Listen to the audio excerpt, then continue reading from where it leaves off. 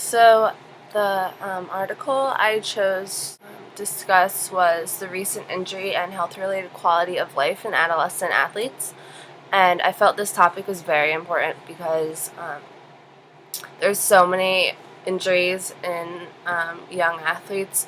There's about 12 million from um, injuries that range from the ages of 5 to 22, and I feel like that's a very surprising number, and it isn't thought of that often of how often there are athletic injuries in adolescents.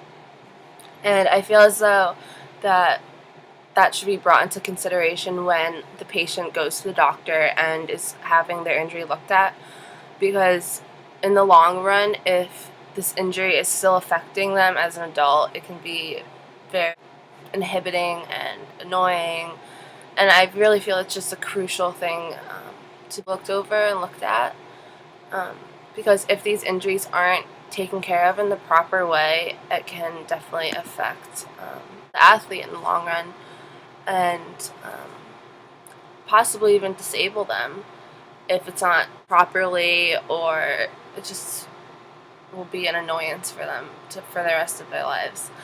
And these long-term effects may inhibit their physical activity and other health concerns that correlate with these injuries are their mental and social and physical standing.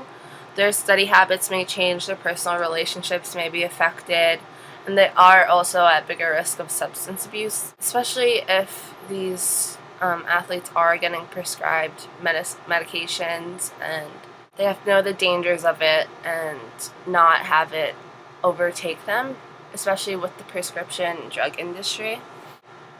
And this definitely can bring on a mental toll onto student athletes because they are concerned about getting back into the game and being a part of the team, and they may lose relationship with a team member because of this injury. And it takes a lot on a student athlete. And I feel like this is often overlooked more than it should be. So in this study, there were 8 different high schools that were taken into consideration. 6 being public, and 1 charter school, and 1 private school. And this study had 3 different questionnaires, one just being a generic look at the person that is answering the questionnaire themselves, what gender they are, their age, if they had any recent injuries in the last week. And based off that study, it determined the uninjured and the injured population.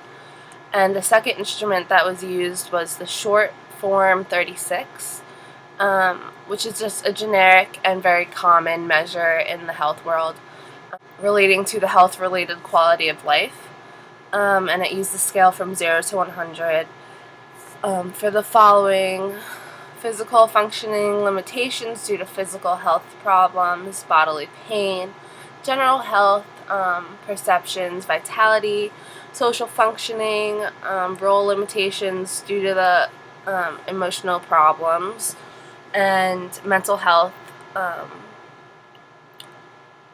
And based off these scores, a composite score was made for physical and mental quality of life. Then the third test, the Pediatric Outcomes Data Collection Instrument, and there were questions concerning the upper body extremities and their physical functionings, the transfer and basic mobility, sports and physical functioning, pain, comfort, and happiness. And these 2 studies are interrelated, and I thought that was a good thing that the authors had done, just in case, just to balance out the scores more, as one score may be higher on the short form than the pediatric outcomes data collection. So the results of these were that the athletes with serious injuries, their short form score was a lot lower than athletes that were injured as much, and mild injuries scored lower than uninjured peers, bodily pain and social functioning. And a big conclusion that was made was that health-related quality of life was diminished from results of an injury, which is what the authors had predicted was going to happen.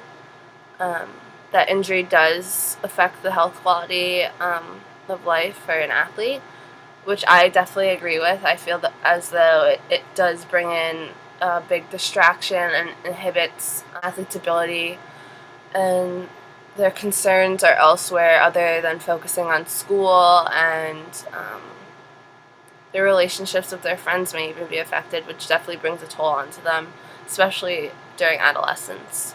Primarily, their health-related quality of life was affected in pain and physical functioning, and they had lower role limitations due to physical health problems. Their performance of daily activities definitely was affected by the injuries.